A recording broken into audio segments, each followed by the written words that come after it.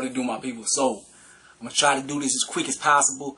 It's a full house, man. They got a bunch of family stuff, a bunch of family people over here. So I'm gonna try to do this, get this out the way. You know they're gonna have noise in the background and stuff, so y'all excuse that. But it's your boy ChanceJolivette, aka Smooth.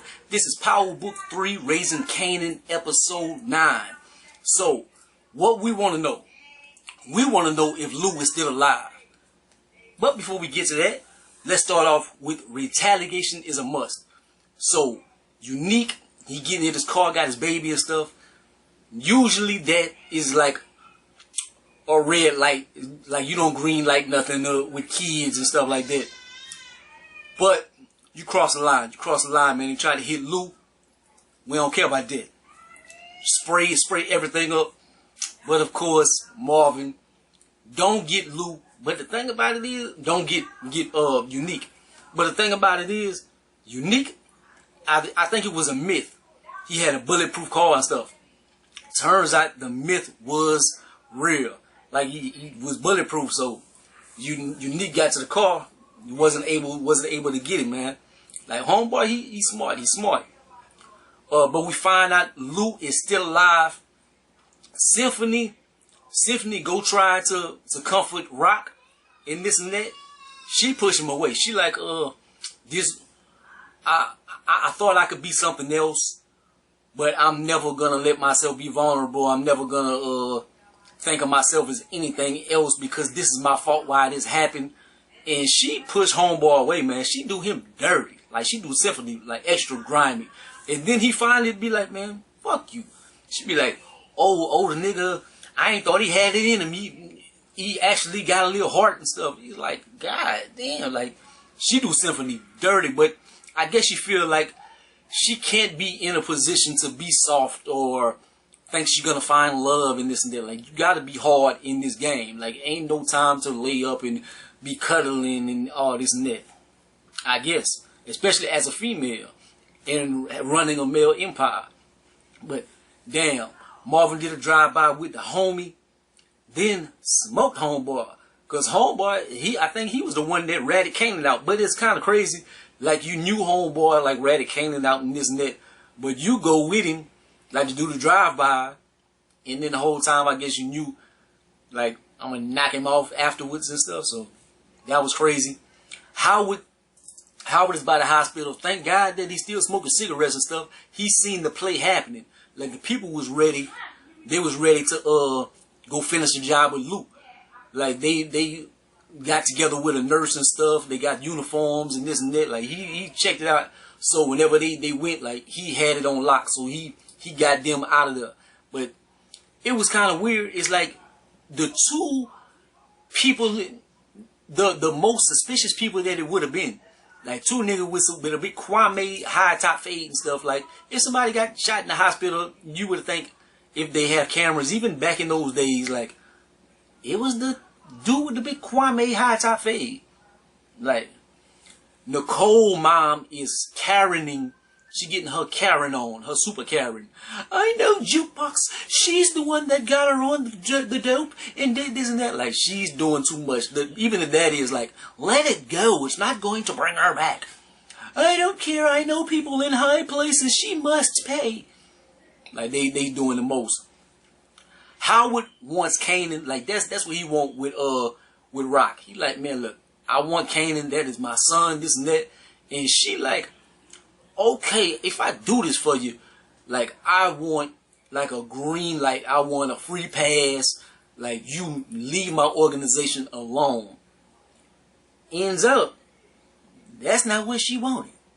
The lady cop is trying to befriend Jukebox. She's talking about her family history and how she was a lesbian and stuff. She's trying to connect with Jukebox. And we see that Jukebox, like if you watch the other Power series, that she becomes a cop and stuff. So it's like, is it because of this friendship? Is it because of something else or whatever? But she does end up becoming a crooked cop. But this is just a little storyline that's going on. Marvin and Rock, they finally have a heart-to-heart. And he break it down, man. Like, you think it's easy? I'm the older brother. I helped raise y'all and stuff. And I gotta take orders from my sister. And she like, I didn't want to be in this position, but you the one that fell off and stuff. And he like, you better than me at this. Like, you think better than me, you smarter, you a better hustler. But at the end of the day, I'm a man and I need respect as well. So they finally come to an agreement and they like, I need you, you need me, let's get to it. So I'm happy with that moment, man. Like Marvin and them, they family and stuff. I actually like Marvin. I didn't like him at first, but Marvin, he a good dude. Well, except with Jukebox. But we'll get to that. Rock tells Jukebox, they talk about the relationship with the cop in this net, and she like, yo, but you know I ain't told her nothing, I ain't folded or whatever. And she like, that's not the worst thing in the world.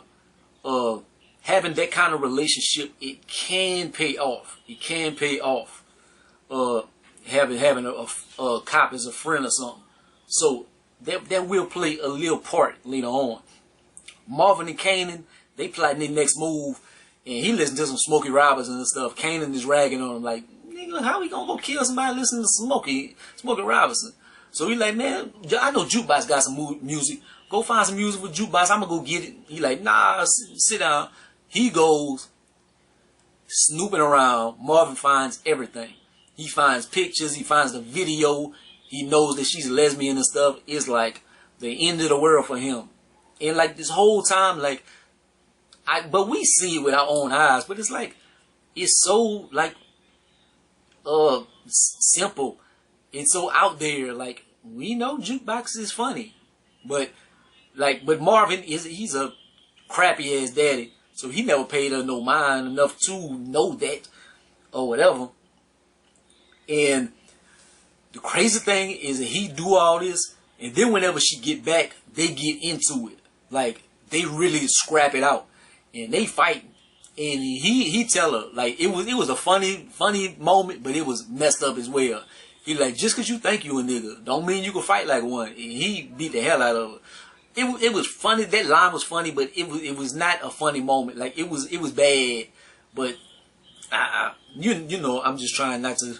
I'm trying to be a little PC and stuff, but it was a funny line. But he ain't had to do Jukebox like that. Like, who you love is who you love, and this and that. But Rock shows Kanan how to shoot. Like, she like really at it, and she like, this how you kill a brother. Like, you kill him, you lay him down, and like Tech 9s and stuff, that's not good guns. They jam, and 22 and this and that, and a Glock. That's what you need to kill somebody. And you hit them 2 times to the chest, to their heartbeat in their brain where they used to remember stuff. And like, she go off, and she like, I need you to drop a body for me, and you gotta do this up close and personal. So I'm like, he not like cool with Unique or nothing. It's not like he can go up to Unique and be like, yo, dog, I'm going to flip on my mama. So I'm like, it got to be Howard. Because it's like, she wants to cover her tracks in a certain way. So I'm like, man, she's sending them on an assassination attempt to kill Howard. I was right. Symphony, he rallies his troops. He got a whole army, looks like it. Lou finally wakes up. That's nothing too extreme. It's just a little small scene, but he's alive. So we know he's alive and he's functioning and stuff. So that's good that Lou is still alive. Before Rock goes to raise hell, like, she goes to church and stuff, but I'm like, maybe it's something that she do before big war actions or something. But I think it's like, cause she sent Kanan out to kill Howard, and like, she gotta have some kind of guilty conscience with this right here. But then it turns out this is her mother's church, and her mother, they don't seem like they have a good relationship. Like, I don't know if her daddy in the picture, maybe something similar happened to her with her father or something, I don't know. But she sends Kanan out there to go kill Howard, and he has Unique's jacket, that jacket that Lou ended up taking. So he has that. Like, I guess they gonna like kill Howard and then maybe leaving the jacket would be a little too obvious. But I don't know. He does kill him, but he kills him like in a back alley. I don't think they have any like cameras or something. I'm like, what? The jacket plays a part in like oh, it was one of the unique people or unique it killed him, but who seen it? And I don't think he's gonna like just leave the jacket out there. That's like too obvious. Like nobody gonna kill somebody and leave that much evidence except for O.J. Simpson. But Jukebox, she talks to the female cop. She manipulates the situation, and she's like, Unique and them is doing they re-up and this and that. I just want to tell you for nobody else gets hurt. But Kanan, he on his assassination attempt.